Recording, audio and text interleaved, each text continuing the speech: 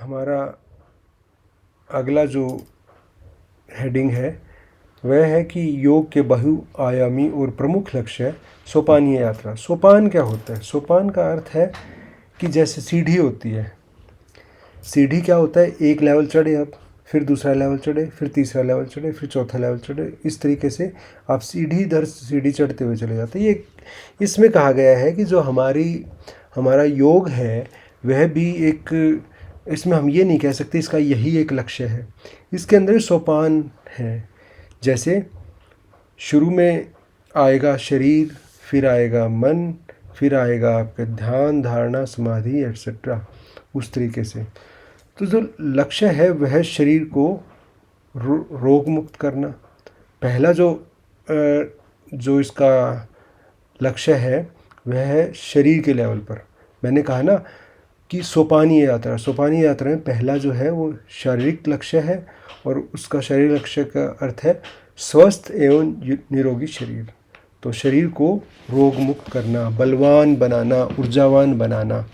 तो हठ योग प्रतिपिका में भी आसन के बारे में बात की गई है, जैसे सूर्य नमस्कार, प्राणायाम की बात की गई है, जैसे अनुलोम विलोम, और षटक्रम की बात की गई है, जैसे षटकर्म की बात की गई है, जैसे नेति, धोती वगैरह, इन सब की बात की गई है। इससे क्या है, शरीर की आंतरिक शुद्धि होती है। ठीक है। और स्वस्थ शरीर आध्यात्मिक साधना का आधार है, क्योंकि शरीर स्वस्थ होगा तो हम आध्यात्मिक यात्रा के अंदर जा सकते हैं, आध्यात्मिक यात्रा पर आगे बढ़ सकते हैं। रोगी शरीर का जो मन है वह विचलित रहता है। यदि शरीर स्वस्थ होगा तो जो मन है वो स्टेबल होगा, वो विचलित नहीं होगा। उदाहरण के लिए जैसे सूर्य नमस्कार हम करते हैं तो मांसपेशियां मजबूत बनती हैं, और हमारा जो इम्यून सिस्टम है जिससे हम रोगों से लड़ते हैं वो हमारा मजबूत बनता है, इम्यून सिस्टम मजबूत बनता है। WHO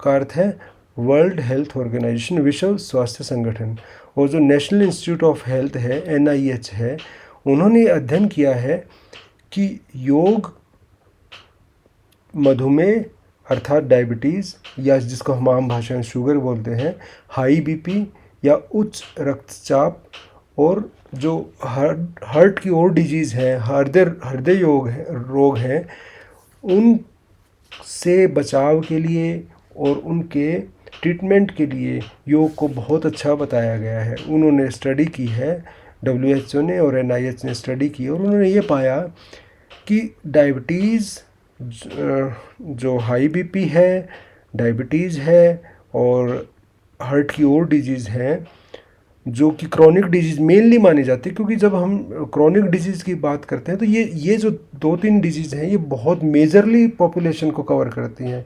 हो सकता है कि 70-80% पॉपुलेशन इससे, इनमें से किसी न किसी बीमारी से ग्रसित हो। तो उन्होंने ये माना कि जो योग है वो इन सब की, इन बीमारियों के निवारण के लिए बहुत ज़्यादा इफ़ेक्टिव है। और प्राचीन योगी जो थे हमारे, वो हठ योग के माध्यम से शरीर को अमृत तुल्य बनाते थे, बिल्कुल प्योर कर देते थे शरीर को, जिससे कि लंबी साधना के लिए उनका शरीर तैयार होता था और वे लंबी साधना कर पाते थे। यदि हम आधुनिक युग में देखें तो योग क्या है, फिटनेस की बात करता है, लचीलेपन की बात करता है, और रोगों से लड़ने की जो क्षमता है उसको बढ़ाने की बात करता है। अर्थात हम ये कह सकते हैं कि हमारे इम्यूनिटी सिस्टम की बात करता है। तो हम योग के लक्ष्य की जब बात करते हैं तो ये हमारी योग की यात्रा का प्रारंभिक चरण है, जो हमारे जो हायर लेवल के जो लक्ष्य हैं। अभी तो हमने बहुत छोटे लेवल पर बात की, सबसे छोटा लेवल क्या है, शरीर से आगे हायर लेवल। शरीर आपको स्थूल दिखता है, स्थूल का मतलब बाहर से भौतिक रूप से शरीर बहुत बड़ा दिखता है, लेकिन जब मैं आध्यात्म की तरफ जाता हूँ तो सबसे नीचे लेवल पर शरीर आता है, उससे ऊपर के लेवल पे फिर सभी चीज़ें हैं। तो जब हम योग की यात्रा की शुरुआत करते हैं तो सबसे पहले लेवल पर शरीर आता है, और बाकी लेवल जो है वो उससे ऊपर के लेवल हैं जिस यात्रा पर अभी हमें चलना है। तो योग का अर्थ है, योग का काम है कि हमारे शरीर को उस लायक बनाना। हमारे शरीर को उस लायक यदि बना दिया तो इसका मतलब हमने बेस तैयार कर दिया। हमारी वो जर्नी जो आध्यात्मिक जर्नी है, जो हमारी योग की जर्नी है, उसका हमने बेस तैयार कर दिया, उसकी नींव तैयार कर दी। और यदि नींव अच्छी है तो हमारे बाकी लक्ष्य हम हासिल आराम से कर सकते हैं, उसके ऊपर हम एक अच्छा भवन का निर्माण कर सकते हैं। तो मैं ये कह सकता हूँ कि जो ये लक्ष्य अभी हमने बताया है, शारीरिक लक्ष्य, यह योग की यात्रा का प्रारंभिक चरण है जो अन्य लक्ष्यों की नींव रखता है। तो हम इस लक्ष्य को ऐसे कंक्लूड कर सकते हैं कि शारीरिक स्वास्थ्य, ऊर्जा और रोग मुक्त जीवन ही शरीर का योग का प्रारंभिक लक्ष्य है। हम सोपान की बात कर रहे हैं ना, तो सोपान दर सोपान हम चल रहे हैं। सोपान का मतलब सीढ़ी दर सीढ़ी चल रहे हैं। दूसरा लक्ष्य है मानसिक लक्ष्य। मानसिक लक्ष्य है का अर्थ है मन की चंचलता पर विजय। तो मन को स्थिर करके शांति प्राप्त करना। पतंजलि के अष्टांग योग में प्राणायाम, प्रत्याहार और धारणा, ये जो तीनों चीज़ें बताई गई हैं, ये क्या करते हैं, मन को नियंत्रित करती हैं। प्राणायाम जैसे अनुलोम विलोम, कपालभाति, भस्त्रिका। ये प्रत्याहार का अर्थ है इंद्रियों का अंतर्मुखीकरण करना। जो हमारी इंद्रियां, 5 इंद्रियां हैं, उनको इंट्रोवर्ट करना, उनको अंदर की तरफ लेके जाना। वो बाहर केंद्रित ना रहें, वो अंदर की तरफ केंद्रित हो जाए, अंतर्मुखी हो जाएं। और उसके बाद धारणा का अर्थ है एकाग्रता। इन सभी जो 3 चीज़ बताई, 3 अंग बताए गए हैं, इनका काम है मन को नियंत्रित करना। यदि मन चंचल है तो वो उसका किस चीज़ का कारण बनता है, वो डिप्रेशन का कारण बनता है, एंग्जाइटी का कारण बनता है। योग का काम है इसको शांत करना। अनुलोम विलोम प्राणायाम क्या करता है, एग्जाम्पल दे रहा हूँ मैं। अनुलोम विलोम प्राणायाम क्या करता है, ऑक्सीजन की मात्रा बढ़ा देता है। कहाँ बढ़ाता है मात्रा, हमारी जब हम इनहेल करते हैं तो ज़्यादा ऑक्सीजन इनहेल करते हैं, और जब ऑक्सीजन की मात्रा बढ़ती है, उसकी आपूर्ति बढ़ती है, तो क्या है, माइंड रिलैक्स हो जाता है। हार्वर्ड मेडिकल स्कूल ने 2020 में अध्ययन किया है। वो अध्ययन क्या दिखाता है, उन्होंने उसके ऊपर रिसर्च की, तो क्या दिखाता है कि योग से कॉर्टिसोल हार्मोन का जो लेवल है वो 20 से 30% कम होता है। और जो कॉर्टिसोल है वो एक मेन रीज़न, कॉर्टिसोल हार्मोन है वो एक मेन रीज़न होता है जो हमें तनाव देता है और चिंता देता है। इसका मतलब यदि कॉर्टिसोल का लेवल 20 से 30% नीचे आ गया तो ये ऑब्वियस सी बात है कि जो हमें तनाव और चिंता रहती है वो अपने आप कम हो जाएगी। तो हार्वर्ड मेडिकल स्कूल ने भी इसमें रिसर्च की है, और ये तो हम एग्जांपल देते हैं जो फॉरेन रिसर्च जितनी हुई, और हमारी रिसर्च तो हज़ारों साल पुरानी है, उसमें तो इस बातें बहुत अच्छे से बताई गई हैं। लेकिन मॉडर्न साइंस में भी जब इसके ऊपर रिसर्च करते हैं तो ये कंक्लूजन सामने आ रहे हैं।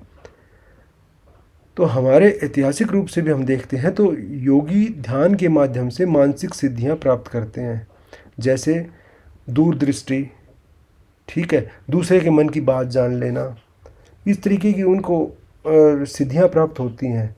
और आधुनिक युग में योग क्या है, मानसिक स्वास्थ्य के लिए एक बहुत इम्पोर्टेंट उपकरण है, या एक बहुत अच्छा जरिया है, एक बहुत अच्छा साधन है, प्रभावी साधन है, जिसका उपयोग हम थेरेपी के लिए करते हैं। योगा थेरेपी एक मतलब अर्थ है कि शरीर का उपचार करना। हमारी पुरानी प्राचीन पद्धति जो है योगा का उपयोग करके, उसको साइंटिफिक वे में, पुराने जो हमारे साइंटिफिक जो योगा के प्रिंसिपल्स थे उनको साइंटिफिक वे में उनको यूज़ करना। तो वहाँ से क्या है, योगा थेरेपी का एक नया ब्रांच का जन्म होता है। और ये जो लक्ष्य है योग की यात्रा का दूसरा चरण है, क्योंकि हम सोपान की बात कर रहे हैं तो पहला सोपान शरीर के लेवल पर आता है, दूसरा सोपान जो है वो आता है मन के लेवल पर, जो मन की स्थिरता, मन को जो है स्थिरता और शांति प्रदान करता है। लक्ष्य क्या हो गया, मानसिक शांति, स्पष्टता और स्थिरता। अब हम तीसरे लेवल पर चलते हैं, भावनात्मक लक्ष्य। संतुलन। देखिए, सबसे पहले विचार होते हैं, विचार से भाव बनते हैं, और भाव से फिर कर्म, काम, एक्शन, ये सब भाव से आते हैं। तो भावनात्मक लक्ष्य की जब हम बात करते हैं तो क्रोध, ईर्ष्या, मोह, अहंकार, ये सब बताए। काम, क्रोध, लोभ, मोह, जनरली सुनते हैं। काम का अर्थ है कामना करना, किसी चीज़ की स्ट्रॉन्ग डिजायर होना, स्ट्रॉन्ग डिजायर, एक्सट्रीम डिजायर होना किसी चीज़ की। ठीक है। क्रोध, गुस्सा। लोभ का मतलब किसी चीज़ से के लिए पाने की चाह होना बहुत। ठीक है। लोभ, और मिल जाए, और मिल जाए, और मिल जाए, इस तरीके से।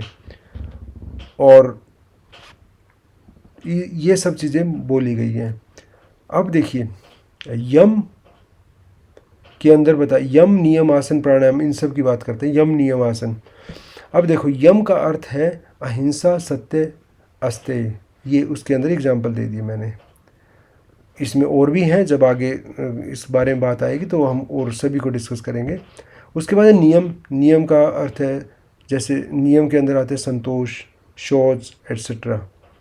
तो ये क्या है, जो यम नियम है वो हमें भावनात्मक बुद्धिमत्ता हमारे अंदर विकसित करते हैं, हमारे अंदर इमोशनल विजडम लेकर आते हैं, भावनात्मक बुद्धिमत्ता विस्तार करते हैं। भागवत गीता के 6 अध्याय के 16वें श्लोक में इन्हें आध्यात्मिक बाधाओं के रूप में बताया गया है। जैसे संतोष का अभ्यास व्यक्ति को हर स्थिति में, हर परिस्थिति में खुश रखता है। ठीक है। तो ये जो बाधाएं होंगी, क्रोध, ईर्ष्या, मोह, अहंकार, ठीक है, ये सभी जो चीज़ें हैं वे हमारी आध्यात्मिक बाधाएं होती हैं। और जब हम यम नियम का प्रैक्टिस करते हैं, इनको अपने जीवन में लाते हैं, इनको अपने जीवन में उतारते हैं, इनको अपने व्यवहार में लाते हैं, तो उससे क्या होगा, संतोष का एक एग्जाम्पल है जैसे नियम का, तो उसका अभ्यास करने से, उसके ऊपर चलने से, उसको अपने जीवन में लाने से क्या है कि वह जो व्यक्ति है वो हर परिस्थिति में खुश रहता है। आधुनिक युग में योगा थेरेपी का उपयोग post traumatic stress disorder, PTSD बोलते हैं, पोस्ट ट्रॉमेटिक स्ट्रेस डिसऑर्डर, और डिप्रेशन के इलाज के लिए इसका हम यूज़ करते हैं। थोड़ा सा PTSD के बारे में बता देता है। पोस्ट ट्रॉमेटिक स्ट्रेस, इसका मतलब क्या है, ट्रॉमा तो आप जानते होगा। ट्रॉमा का अर्थ होता है कि टेरिफाइंग कोई भी इवेंट हो जाए। टेरिफाइंग इवेंट फिज़िकल भी हो सकती है या ओनली मेंटल भी हो सकती है। जब फिज़िकल ट्रॉमा में कोई आदमी जाता है तो मेंटली उसके ऊपर इफेक्ट पड़ जाता है। सपोज करो किसी का एक्सीडेंट हुआ और एक्सीडेंट होने में उसकी दोनों टांगें चली गई।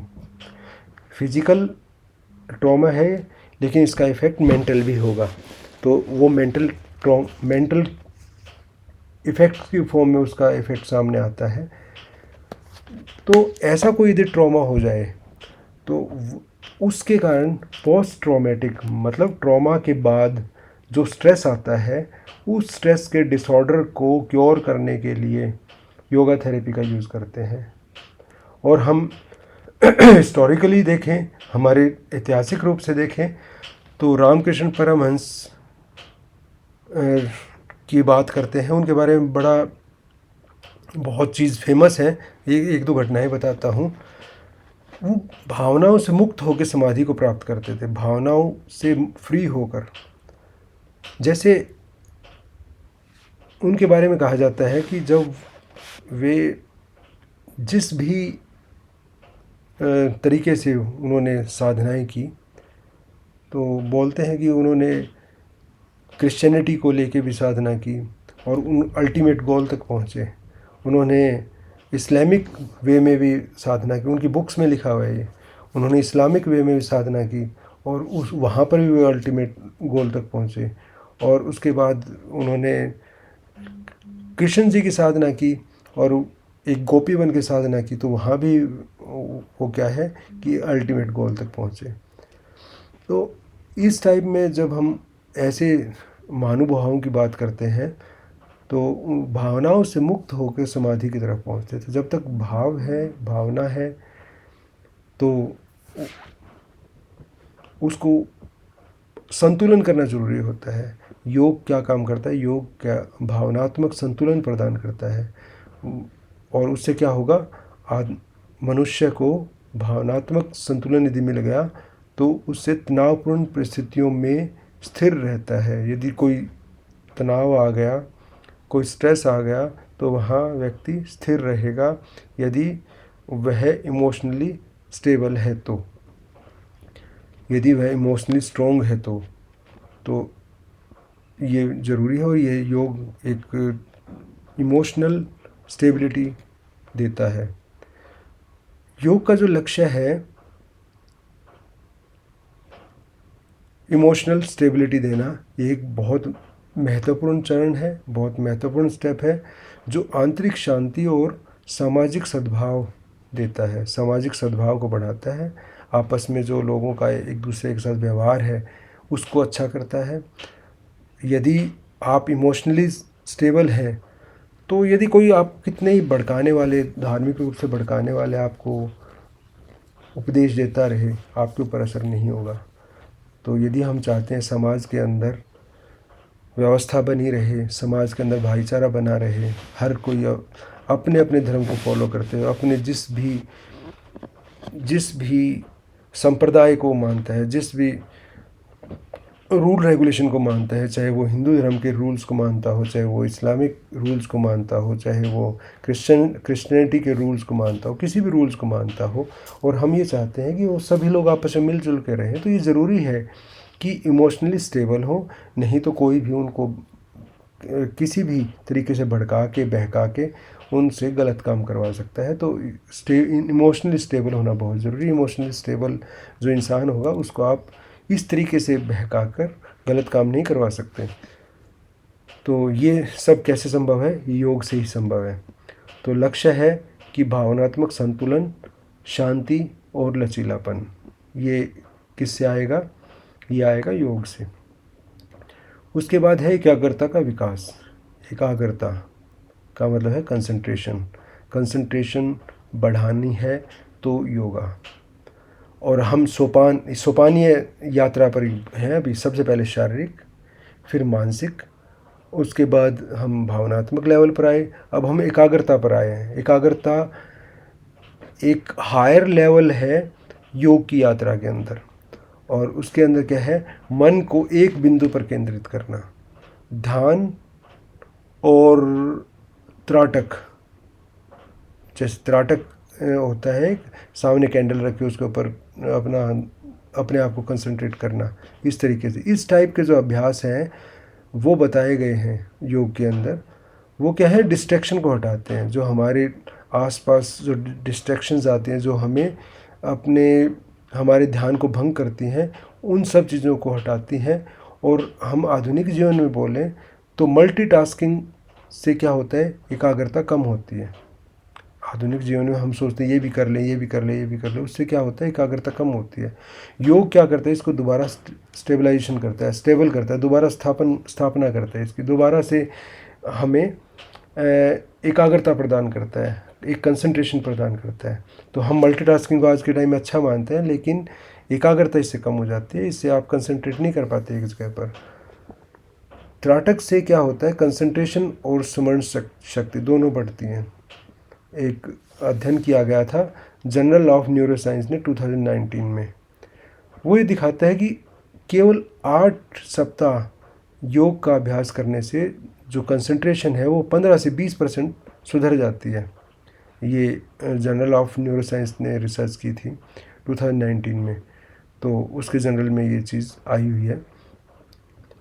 तो यदि हम हिस्टोरिकली भी देखें तो योगी धारणा के माध्यम से मानसिक शक्तियाँ प्रदान करते हैं, जैसे अंतर्ज्ञान। क्या है कि मानसिक शक्तियाँ योगी के पास होती हैं, और वो कैसे होता है? धारणा से। धारणा का अर्थ है कंसंट्रेशन से। आधुनिक युग में यह लक्ष्य, एकाग्रता प्राप्त करने वाला जो लक्ष्य है, ये किसके लिए ज़रूरी है? सभी के लिए ज़रूरी है। जैसे हमारे जो स्टूडेंट्स हैं उनके लिए ज़रूरी है, हमारे जो प्रोफेशनल्स हैं उनके लिए ज़रूरी है, हमारे जो आर्टिस्ट हैं उनके लिए ज़रूरी है, उन सब के लिए बहुत इम्पोर्टेंट है। जो अपने कार्य के अंदर, अपने काम के अंदर बहुत हाई लेवल का एक्सीलेंस चाहते हैं, उनके लिए योग बहुत ज़रूरी है। जैसे सपोज करो एक सर्जन है, एक सर्जन को बहुत बारीक सर्जरी करनी है और उस टाइम उसको बहुत अच्छी कंसंट्रेशन चाहिए। वो जो कंसंट्रेशन है वो कैसे अचीव करेगा? वो अचीव करने के लिए योग बहुत अच्छा साधन है। तो योग की यात्रा का जो चरण है वो मानसिक स्पष्टता और प्रोडक्टिविटी को बढ़ाता है। मानसिक स्पष्टता का मतलब क्लैरिटी होगी, ठीक है, आपके माइंड में क्लैरिटी होगी और साथ में क्या है, आपकी प्रोडक्शन बढ़ेगी। प्रोडक्शन का अर्थ है जो भी काम आप कर रहे हैं उसको बहुत अच्छे से कर पाओ, इसका मतलब है प्रोडक्टिविटी। एक सर्जन है, एक सर्जन यदि सर्जरी कर रहा है तो वो सर्जरी अपने बहुत इफ़ेक्टिवली अच्छे से सर्जरी कर सकता है। एक सर्जरी जो एक दूसरा सर्जन हो सकता है जिसमें 1 आवर लगाता है, हो सकता है वो 30 मिनट्स में ही वो सर्जरी कर दे। उससे क्या है कि माइंड के अंदर कोई डाउट नहीं है, कहीं कोई एम्बिग्यूटी नहीं है, बिल्कुल क्लियर है माइंड कि मुझे क्या करना है, कैसे करना है, और इस कोई एडवर्स यदि सिचुएशन आ गई तो उस टाइम क्या करना है, वो सब चीज़ें उसके सामने क्लियर है। और उस टाइम क्या है कि वो अपने काम को बहुत अच्छे से कर लेता है।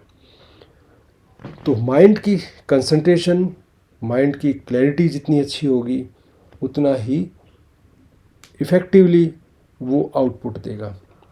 तो यहाँ लक्ष्य एकाग्रता का विकास जो है उससे हमें क्या लक्ष्य नज़र आता है कि हमारी एकाग्रता बढ़ती है, मानसिक स्पष्टता बढ़ती है और कार्यकुशलता बढ़ती है। एकाग्रता का मतलब कंसंट्रेशन, माइंड क्लैरिटी और हमारी कार्यकुशलता, जिस तरीके से हम काम कर पाते हैं, प्रोडक्टिविटी बढ़ती है। ये सब हम इस तरीके से देखते हैं। उसके बाद अगला सोपान है, अगला लेवल है, अगला स्टेप है आध्यात्मिक लक्ष्य, आत्म साक्षात्कार और मोक्ष। हम धीरे धीरे बढ़ रहे हैं। देखो पहले शरीर पर रहे, फिर उसके बाद हम अगले लेवल पर मन पर गए, उससे अगले लेवल भावना पर गए, उससे अगले लेवल पर फिर हमने एकाग्रता की बात की, उससे अगले लेवल पर फिर हम आत्म साक्षात्कार की तरफ आ गए। और इसका लक्ष्य है आत्मन का बोध और जन्म मरण के चक्कर से मुक्ति। समाधि जो अष्टांग योग का अंतिम चरण है उसमें साधक अपने सच्चे स्वरूप, मतलब अपने आप को, आत्मन को, अपनी आत्मा को जान लेता है। और जो शरीर और मन से परे शुद्ध चेतना है, शरीर से भी जब पार हो जाता है, मन से भी जब पार हो जाता है, तो वो अपनी चेतना तक पहुंचता है। और वो चेतना शुद्ध चेतना है, वह चेतना आनंददायी है, वह चेतना आनंद का सागर है। और वह जो चेतना है वह परमात्मा स्वरूप है या परमात्मा है। यहाँ सब दुखों का अंत हो जाता है और वो परमानंद को प्राप्त करता है। सब दुखों का अंत और परमानंद की प्राप्ति। उदाहरण के लिए रामकृष्ण परमहंस ने समाधि के माध्यम से आत्म साक्षात्कार प्राप्त किया। आधुनिक मनोविज्ञान में इसे सेल्फ ट्रांसेंडेंस, मतलब स्वयं से ऊपर उठना, ये कहा जाता है। इसको जब मॉडर्न साइकोलॉजी में जब पढ़ते हैं तो इसको क्या बोलते हैं, सेल्फ ट्रांसेंडेंस का मतलब है अपने आप से ऊपर उठना। अपने आप का मतलब अपने आप हम किसको मानते हैं? अपने आप हम मानते हैं शरीर और मन को। इन सब चीज़ों से ऊपर उठना, यहाँ व्यक्ति अहंकार से मुक्त हो जाता है। अहंकार क्या होता है वो मैं अब थोड़ा सा बताऊंगा, एक बार पहले इस चीज़ को पूरा कर लूँ। हमारे यदि हिस्टोरिकली देखें तो हमारी उपनिषदों में तत्वमसि के नाम से कहा गया है। तत्वमसि, तत्वमसि का अर्थ है तू वही है। तू वही है का मतलब क्या है? तू वही है, तू का मतलब जो मीन्स गुरु शिष्य को कह रहा है तू वही है। वही का मतलब तेरे अंदर ही परमात्मा है। तत्वमसि, तेरे अंदर परमात्मा है। इसका बोध इस लक्ष्य को दिखाता है कि आपके अंदर ही परमात्मा है। और जो यह योग है, योग का परम लक्ष्य है जो साधक को अनंत चेतना से जोड़ता है। अनंत चेतना, परमात्मा अनंत चेतना है। हमारा अंतर जो है अनंत है, जिसको हम बोलते हैं अंतस बोलते हैं, आत्मन बोलते हैं, वह क्या अनंत, उस चेतना से जोड़ता है। तो हमारा जो लक्ष्य है, आध्यात्मिक लक्ष्य क्या है? आत्म साक्षात्कार, मोक्ष और परमानंद की प्राप्ति। अब यहाँ एक अहंकार वर्ड आया है। अहंकार का अर्थ जनरली हम समझ लेते हैं ईगो से। तो ईगो केवल ईगो ही नहीं है कि हम कहें कि जय मेरे अंदर तो ईगो नहीं है, ये वो बात नहीं है। जब बच्चा एक पैदा होता है तो उसके अंदर कोई भाव नहीं होता, उसके अंदर ये नहीं होता कि मैं कुछ अलग हूँ, ये हूँ वो। जैसे जैसे वो बड़ा होता है उसके अंदर एक भाव आना शुरू हो जाता है कि मैं इन जड़ चीज़ों से अलग हूँ। उसके अंदर एक लेवल का अहम आ गया। फिर उसके अंदर ये भाव आता है थोड़ा बड़ा होके कि मैं इस धर्म से जुड़ा हुआ हूँ, तो उसके अंदर एक अहम और आ गया। जैसे इस्लाम धर्म, हिंदू धर्म या सिख धर्म, किसी भी धर्म की बात करें, मैं इस धर्म से जुड़ा हुआ, उसके अंदर एक अहम और आ गया। उसके बाद फिर उसके अंदर ये बात आती है कि भाई मैं इस फलां जाति से हूँ, उसके अंदर एक अहम और आ गया। फिर उसके अंदर ये आता है कि मैं अमीर हूँ, गरीब हूँ, जो भी है, तो उसमें एक अहम और आ गया। तो जो जो आइडेंटिटीज़ हैं, जो उसने अपनी पहचान के जो जरिया उसने जोड़ लिया, अपना नाम, सबसे पहले तो नाम ही आ जाता है। अपना नाम उसने जोड़ लिया कि भाई मेरा नाम ये है, नाम से पहचानने लग जाता है। तो जो इस तरीके से जो उसमें भाव आने लगते हैं, वो इस तरीके से वो एक से बढ़ के एक आइडियाज़ अपने साथ जोड़ने लग जाता है। फिर आगे कभी वो बड़ा हो के फिर वो कोई एक पोस्ट पे जाएगा, फिर एक आईडी और जुड़ गई, फिर उसने उसकी प्रमोशन हो गई, एक आईडी और जुड़ गई उसके साथ। आईडी मतलब एक पहचान और जुड़ गई। वो आईएएस ऑफिसर बन गया तो एक बहुत बड़ी पहचान जुड़ गई। फिर उस कुछ और बना तो फिर एक पहचान और जुड़ गई। इस तरीके से वो पहचान के आवरण ओढ़ के एक आवरण ओढ़ा, फिर दूसरा आवरण ओढ़ा, तीसरा, बहुत सारे आवरण वो अपने चारों तरफ लपेट लेता है। और जब इतने सारे आवरण जो लपेट लेता है तो उसके बाद जो उसका सच्चा स्वरूप है, उसका आत्मन है, वो छिप जाता है, उन आवरण के बीच में छिप जाता है। तो जब हम परमात्मा को पाने चलते हैं, जब हम आत्मन को पाने चलते हैं, हम अपने आप के दर्शन करने के लिए चलते हैं, तो सबसे पहला काम है उन सभी आवरणों को एक एक करके निकाल के फेंकना। जब उन आवरणों को हम निकाल के फेंकते हैं, एक एक आवरण को निकाल के फेंकते हैं, तो अंत में हम जब अपने आवरण निकाल के फेंकते हैं तो अंत में हमें आत्मन के दर्शन होते हैं, हमें परम आनंद के दर्शन होते हैं। अगले सोपान पर हम चलते हैं। तो अगला सोपान है दिव्य जुड़ाव, परमात्मा से मिलन। इसका लक्ष्य है जीवात्मा का परमात्मा से, या जो सार्वभौमिक चेतना है, यूनिवर्सल चेतना है, जो उससे एकत्व होना, जुड़ना, जीवात्मा का परमात्मा से जुड़ना। ये भक्ति योग, ज्ञान योग, कर्म योग और राजयोग के माध्यम से संभव है। और इन सभी योग के अंदर, जैसे भक्ति योग का अर्थ है समर्पण, ज्ञान योग का अर्थ है आत्म अनुसंधान, सेल्फ एक्सप्लोरेशन, और कर्म योग का अर्थ है निष्काम कर्म, और राजयोग का अर्थ है मन पर नियंत्रण।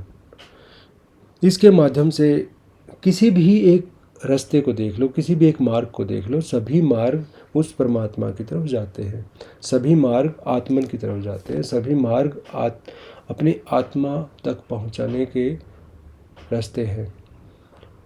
और ये व्यक्ति को सीमित और अस्तित्व से अनंत की ओर लेकर जाते हैं। सीमित अस्तित्व, हमारा जो इंसान का जो अस्तित्व है, जिसको हम जानते हैं, जिस अस्तित्व को हम जानते हैं, जो बाहरी रूप से हम देखते हैं, उसको हम सीमित मानते हैं। जब हम इसके अंदर गहरे में उतरते हैं, जब हम शरीर और मन से पार हो जाते हैं, तो हम अनंत की तरफ जाते हैं। तो योग क्या है? मनुष्य को सीमित अस्तित्व से, सीमित अस्तित्व अर्थात शरीर और मन से अनंत की तरफ लेकर जाता है। उदाहरण के लिए, जब मीराबाई ने भक्ति के माध्यम से ईश्वर से मिलन प्राप्त किया, हम यदि मॉडर्न साइंस में देखें तो क्वांटम फिजिक्स में इसको यूनिवर्सल कॉन्शियसनेस के कंसेप्ट से इसकी तुलना की जाती है। यूनिवर्सल कॉन्शियसनेस, जो परमात्मा से मिलन, जो ये लक्ष्य है, जो हमारा योग का लक्ष्य है, इसको मॉडर्न साइंस में क्वांटम फिजिक्स के अंदर बोला गया है यूनिवर्सल कॉन्शियसनेस, जहाँ ध्यान मस्तिष्क को यूनिफाइड फील्ड से जोड़ता है। ध्यान से हम अपने ब्रेन को यूनिफाइड फील्ड से जोड़ते हैं। और यदि हम हिस्टोरिकली देखें तो वेदों में ब्रह्म से एकत्व इस रूप में हम देखते हैं। वेदों में बताया गया है कि ब्रह्म से एकत्व, ये लक्ष्य हमारे वेदों में बताया गया है। यह जो लक्ष्य है, ये योग का सर्वोच्च लक्ष्य है। हमारा अंतिम लक्ष्य यही है जो शांति और आनंद देता है। और हम इसको कंक्लूड करें तो योग का अंतिम लक्ष्य क्या है? ईश्वर से जुड़ाव और अनंत चेतना। ठीक है, अब कुछ लक्ष्य हम जिस समाज में रहते हैं उससे जुड़ के भी देख लेते हैं कि समाज में रहते हुए हम अपने जो लक्ष्य हैं उनको कैसे हासिल कर सकते हैं योग के थ्रू। तो योग का अगला जो लक्ष्य है नैतिक और सामाजिक लक्ष्य है। ये लक्ष्य क्या है? सत्य, अहिंसा, सेवा, भाईचारा। ये सभी लक्ष्य हमारे सामाजिक लक्ष्य को पूरा करते हैं। और यम का अर्थ है अहिंसा, सत्य। और भी यम हैं, यम के और भी नियम हैं, यम के अंदर और भी आते हैं। और नियम के अंदर है संतोष, सोच, एट्सेट्रा। और ये सब क्या है? यम और नियम व्यक्ति को नैतिक और सामाजिक रूप से जिम्मेदार बनाते हैं। ये बहुत अच्छे समाज का निर्माण करने में सहायक है। जैसे यम और नियम, यम नियम, आसन, प्राणायाम, ध्यान, धारणा, समाधि, इसकी बात हम करते हैं। अष्टांग योग की बात करते हैं तो इसमें यम और जो नियम है, यम है समाज से रिलेटेड, नियम है अपने शरीर से रिलेटेड। तो जब हम यम का आचरण करते हैं, जब समाज के सभी लोग यम का आचरण करते हैं, तो इसका अर्थ है बेहतर समाज का निर्माण करना। उदाहरण के लिए योग से जो प्रेरित व्यक्ति है वो करुणा, दया भाव रखता है और सहयोग की भावना विकसित होती है उसके अंदर। वो सहयोग करना चाहता है, वो कंपटीशन में नहीं रहता, वो सहयोग की भावना, एक दूसरे को कॉम्प्लीमेंट्री मान के चलता है, एक दूसरे को पूरक मान के चलता है।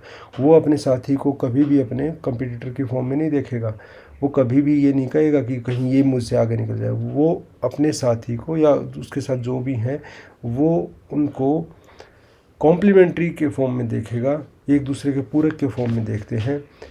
और आधुनिक युग में एट प्रेजेंट 21 जून को हम विश्व स्तर पर अंतर्राष्ट्रीय योग दिवस मनाते हैं। और इसका लक्ष्य क्या है? एकता और सद्भाव को बढ़ाना।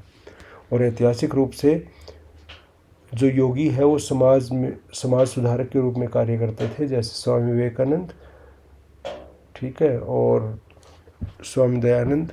ये नाम तो बड़े फेमस हैं जो अभी रिसेंटली पिछले 200 साल के अंदर हुए हैं। तो लक्ष्य क्या है? योग को सामाजिक कल्याण से जोड़ना।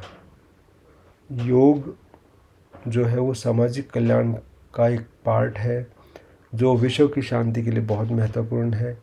और सामाजिक सद्भाव और नैतिक जीवन के अंदर उच्चता प्राप्त करना, ये क्या है? योग का लक्ष्य है। तो हम डिफरेंट लेवल्स पर योग के लक्ष्य की बात कर रहे हैं। तो इसमें कंफ्यूज नहीं होना कि ये कभी लक्ष्य कुछ बताते, कभी लक्ष्य कुछ बताते हैं। अलग अलग परिप्रेक्ष्य में देखते हैं, अलग अलग तरीके से देख रहे हैं।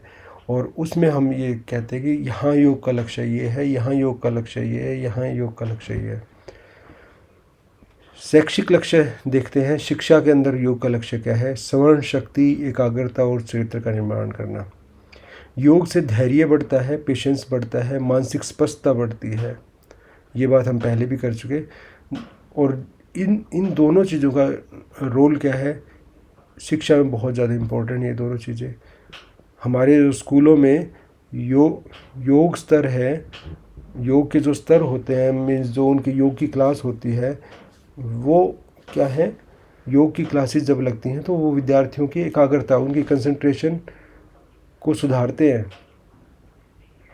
और हमारे पुराने समय में भी जो गुरुकुलों के अंदर योग शिक्षा, हमारी जो दूसरी शिक्षा थी, जो एकेडमिक शिक्षा थी, उसका एक इम्पोर्टेंट पार्ट होते थे, जो चरित्र और बुद्धि का विकास करते थे।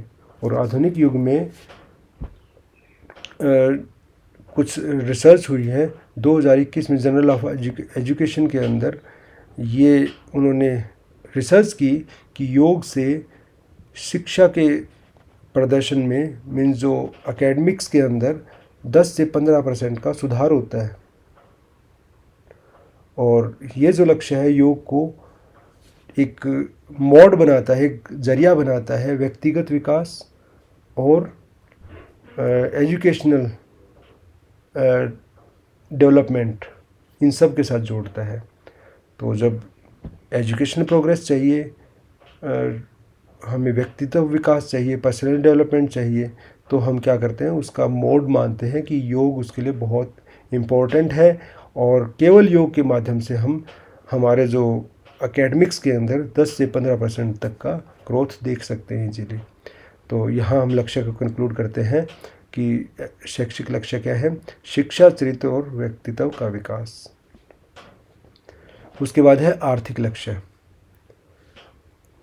कार्यकुशलता और रोजगार।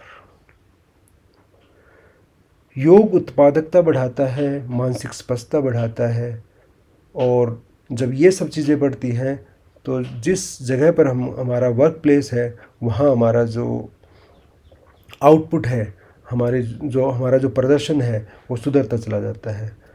डिफरेंट मोड ऑफ एम्प्लॉयमेंट भी प्रोवाइड करता है, जैसे योगा थेरेपी है, जैसे योग प्रशिक्षक है, योगा ट्रेनर है, इस टाइप के आपको रोज़गार के अपॉर्चुनिटीज़ देता है।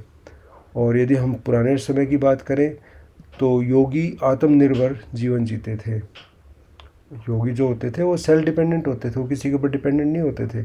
और हमारे आज के युग में भी हम देखें तो योगा इंडस्ट्री है, बहुत बड़ी इंडस्ट्री बनने जा रही है। अब जैसे जैसे न्यू एजुकेशन पॉलिसी की बात करते हैं, न्यू एजुकेशन पॉलिसी के अंदर योगा को स्कूल एजुकेशन के साथ जोड़ दिया गया है। आप देखेंगे अगले 5-7 साल में इसका असर नज़र आना शुरू हो जाएगा। तो योग स्टूडियो, ऑनलाइन कोर्स वगैरह, ये सब चीज़ें वैश्विक स्तर पर रोज़गार प्रोवाइड करती हैं। जो योग करने वाले हैं, योग सिखाने वाले हैं, योग को फॉलो करने वाले हैं, उनके लिए एम्प्लॉयमेंट की बहुत अच्छी अपॉर्चुनिटीज़ अवेलेबल हैं। तो यह लक्ष्य योग को आर्थिक संतुलन और आत्मनिर्भरता के साथ जोड़ता है। इससे हम कंक्लूड कर सकते हैं कि जो आर्थिक लक्ष्य है, मतलब जीवन का, इंसान के जीवन का एक लक्ष्य ये भी होता है कि वो प्रॉस्पेरिटी के साथ जिए, आनंद के साथ जिए और प्रॉस्पेरिटी के साथ जिए। ये दो उनके लक्ष्य होते हैं। समृद्धि के साथ जिए, तो समृद्धि के अंदर अर्थ का मीनिंग है कि पैसा, रुपया, और वो किससे मिलता है, रोज़गार से मिलता है। तो रोज़गार की भी अच्छी गारंटी देता है। या आप किसी दूसरे रोज़गार में भी हैं, आप योगा से जुड़े रोज़गार में नहीं है, लेकिन आप योगा को फॉलो करते हैं, आप योग को फॉलो करते हैं, तो आपकी कंसंट्रेशन बढ़ेगी, आपकी एकाग्रता बढ़ेगी, आपकी आउटपुट बढ़ेगी, आपकी प्रोडक्टिविटी बढ़ेगी। तो ये सब चीज़ें योग से ही संभव है। तो कार्यकुशलता बढ़ती है और संतुलित आर्थिक जीवन भी योगी जी पाता है।